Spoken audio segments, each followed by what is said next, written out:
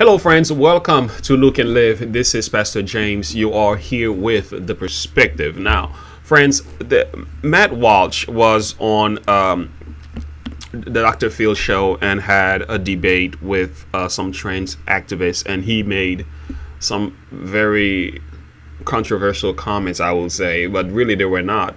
And this debate was regarding pronoun, right? Or certain pronouns that were to be used for a trans individual and stuff like that. And I think it was such an interesting discussion that we can bring it to the channel today and talk about that. And I would like to hear your perspective on this as well. So be ready to get into that with me.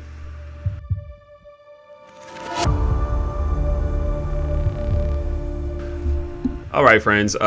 Matt Walsh is, just some of you who don't know who he is, here I am here according to Google. Matt Walsh is an American conservative political commentator and author who hosts the Matt Walsh Show podcast on the Daily Wire. So he is, I must say very quickly, I don't agree with Matt Walsh on many issues. I think some things he says are a little bit, I would say, rude and degrading in some cases. But sometimes if you listen carefully, there's some things you can learn from him.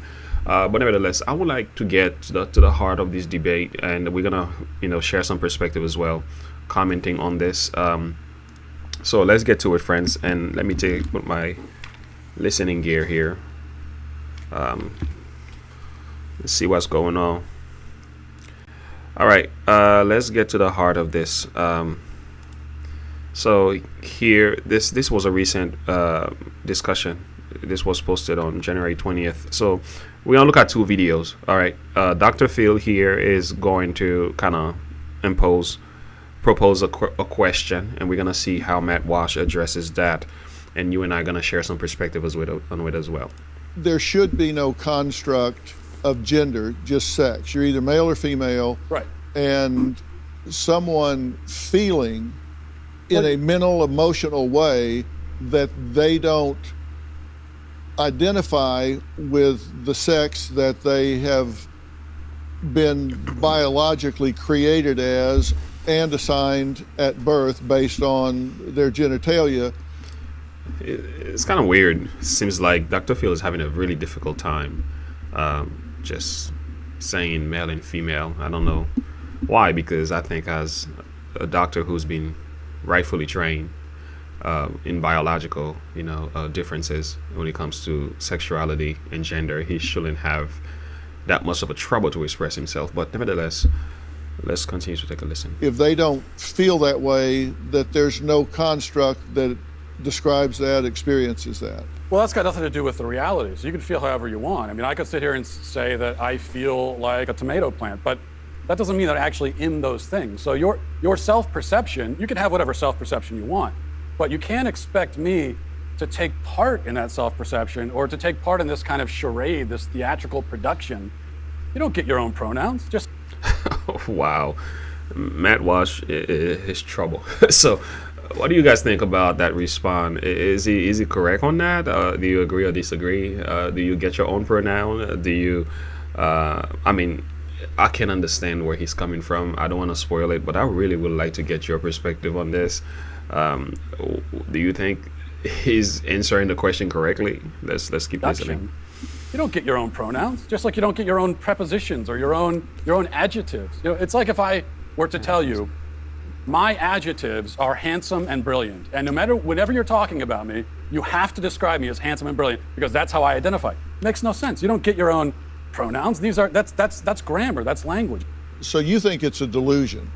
Someone is self-delusional. Yeah, I think it's delusion. It could be mental illness. It could be it's a lot of different things. With children, wow. There's also just a basic confusion that all kids have. Like that's why when you hear a parent say, "Oh, my 4-year-old son came to me and said that I'm a girl now, and so that's what I'm gonna raise him as a girl." No, you're a 4-year-old. I have 4 kids. When a 4-year-old boy comes to you and says, "Oh, I'm a girl," here's a good follow-up question. What is a girl?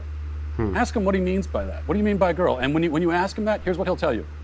He will tell you what he really means is that he wants to do some of the things that girls do, like play with the dollhouse, or he likes the color pink. That's fine, play with the dollhouse, but you're still a boy. Wow. I can understand why this may have made some people really upset, but I think Matt Walsh is he's on point. He's on point when it comes to that. Yeah, it's just these are just the facts. These are the biological facts, and we can't undo that. And I agree. A person can make whatever decision they want to make in regard to their sexuality, and they can want to believe whatever they want to believe. This doesn't make it true. This doesn't mean that I have to believe what you believe. This doesn't mean, um, you know, and this doesn't mean either that I have the right to disrespect you because of your decision. I think we're gonna respect each other. This doesn't mean I approve, but I can accept you for who you are, although I do disagree with your decision. Does it make sense? So I think it's one of those things that is very sensitive, but it's deserving that level of discussion because too much silence has been on this matter, and we need to talk about it. So let's look at video number 2, because I think video number 2, it goes even deeper because it gets a little hot in that discussion here, and at the end I'm going to share some biblical perspective as well. Let's get to that. That's a question I would like to throw out to other members of the panel, actually, because just like the 4-year-old can't answer what is a girl. Well, this is one of the problems with this left-wing gender ideology, is that no one who espouses it can even tell you what these words mean. Like, what is a woman? Well, can you tell me what a woman is? No, I can't. Because it's not for me to say. Well, if you are claiming something and you don't even have a correct definition of what that thing is, automatically you don't even have a foundation for believing that thing. So the fact he said I cannot tell you what a woman is by definition telling you that he is not a woman. It's just what it is, because if you are a woman, you can honestly say you are a woman. It's just very simple. I'm a man. Listen, I know that I am a man. Okay, everything in me tells me that I am. And if you can't say that you are a man, you don't know what the definition of a man is because you want to leave it to another person to define. That's just, to me, sounds like pure confusion and perversion and redefining of the words that in a way that is not even necessary. It's a basic question, and to show that it doesn't have an answer for that is troubling. Woman. Well, can you tell me what a woman is? No, I can't. Because it's not for me to say. Womanhood looks different for everybody. What do you define a woman as? An adult human female. And what does a female mean? Well, how that's do you define a female? someone with female reproductive organs. These are some of those trapping questions. You answer one and there goes another one. You answer one, is that it's almost like they're laying a net for his feet here. What is a female? What is a woman? What is reproduction? It's almost like this circling around simple discussion. I don't think it's necessary. Anyway, let's keep listening though. Let's hear the questions again. Well, how that's do you define a female? someone with female reproductive organs. Okay. Someone who's, here's the thing, when you're female, it goes right down to your bones, your DNA. So that's why if someone dies, Okay. we could dig up their bones 100 years from now. We have no idea what they believed in their head, but we can tell what sex they were because it's ingrained in every fiber of their being. Interesting. So I'm trying to understand. There it is. So the answer that he gave here was so significant. He gave you that biological, XX chromosome, XY, for male, XX for women. This is the biological way of defining what a woman is. And it's true what he said. I've watched many shows where the person had died for years and they were able to just go through the bones and tell you very clearly this is a male or a female, and they can pinpoint exactly, even put a face on that skeleton. They've done that. So Matt Walsh is correct about that. So that's really the right definition, I will say. But look what the trans person just did here. Watch very carefully what he does. He totally ignores the portion that Matt Walsh addresses here, and he's going to or she or Shem is going to focus on something completely different. Right? Watch this. Their being. Interesting. So I'm trying to understand. Your definition is that a woman is someone who is female, you said, right? Correct, Gotcha. is a biological female. So what happens if we have maybe someone who is female, identifies as a woman, right? You know, cisgender woman, right? As you just explained, maybe doesn't have the ability to reproduce. Wow, listen to that question. It's almost like they're saying the only thing about a woman is that she has to be able to reproduce and have babies. Excuse me. My wife is a woman, right? She's not only a woman because she can have babies.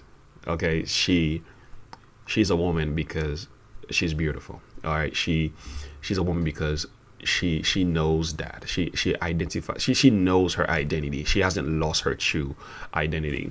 She's a woman because she knows how to take care of her children. She's a woman because she is a mother, you know, a caring. She's a woman because she loves her husband. So there's like a lot of other things we can look at. So when you say being a woman addresses simply the concept of reproduction, it's a very naive, very ignorant way of defining a woman, because there's so much more to a woman than just what the trans people are doing. And you can't just claim the title of a woman. You can't just take that and run with it, you know, just like you can't just take the title of a male and run with it. You can't just take the title of a doctor. All right, I'm gonna take it to the left field and run with that title. You can't just take the title of a physicist and just run with it because you just want it. It doesn't work like that. It's either you are or you are not. But let's see what Matt Walsh has to say. Maybe it doesn't have those organs that you're talking about that are reproductive organs. I have answered the question. You stood up here and said trans women are women. Yes. Tell me what you mean. What is a woman? Womanhood is something that, just as Ethan explained, I cannot define because I am not But myself. you used the word. So what did you mean when you said trans women are women if you don't know what it means? Right. So here's the thing. So I do not define what a woman is because I do not identify as a woman. Women. Man, this is so confusing, and it doesn't have to be. It really doesn't. You know, it's either you are a woman or you are not. It's just simply what it is. It's either they are biological and your genetics tells you that you are that or you are not. I don't think it has to be so hard to say you can't define it. It doesn't need a definition. It defines itself. Anyway. Womanhood is something that is an umbrella term. It includes people That who describes what? people who identify as a woman. Identify as what? As a woman. What is that? That's a good question. He keeps pressing the question. I like what he's doing here. He is getting them to realize how false their definition of that is, and that is actually very smart. What is that? You know, what is that you're talking about? You're talking about something that you don't even know what it is, and he's correct on that. You know, so you can't just say woman is an umbrella term and stuff like that, and anybody can just put a definition on it based on the way they feel. No, it has a definition. You know, in other words, if I say, you know, this is a phone, right? A phone is a phone. It's a rectangular shape. It's just what it is, right? So if I take the phone and I say, somebody else might take that phone and say, this is not this is not a phone. It's a circle, black box. You might be correct on some of that definition, but the truth of the matter is, this is just a phone of a rectangular shape. I hope this is not spoiling it. The point of the matter is, you cannot take something and redefine it to suit your emotion or the way you feel. You can't put a definition on something just because you want it to line up with your belief system. It doesn't work like that. You know, truth in itself is objective. You know, it's just the way it is. The truth is the truth, whether you like it or not. Now, you can say, I don't like it. I don't want to agree with this. I want to do something different. You can, but you cannot expect everybody else to go along with that mindset. Does it make sense? You can just do whatever you want, and it's okay. But you're still going to be wrong about it.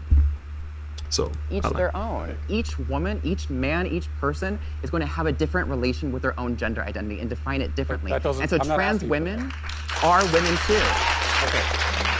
So I'm not exactly sure why the audience are clapping here, because he really didn't say anything worth clapping. Because to say each person could have, their own definition, yeah, they can. But remember, it is a faulty definition. It's confusing. Is perverted. Is mixed with emotion. Is defined by the culture. It has a lot of experimental things in there. That doesn't necessarily make it right, but nevertheless, like you said, to each his own, right?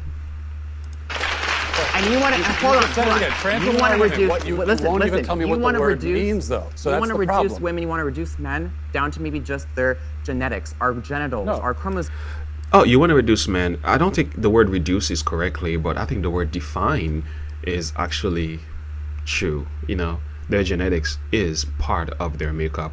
Their chromosome is part of their makeup, and I think avoiding those scientific facts is not smart either. But I like what Matt Walsh says to close this thing up. Right? That's what you're What saying. you want to do is that's what we what are you at the end of what the you day. want to do is appropriate women. You want to appropriate womanhood Okay. and turn it into basically a costume that can be worn.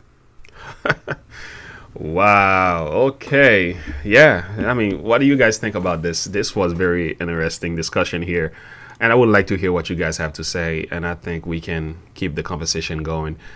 Matt Walsh was actually on point. I agree with him on many things he said in regard to that debate. Not just because I'm a Christian, it's just because it just makes sense. All right, he kept it really simple, and he just addresses the issues for what they are.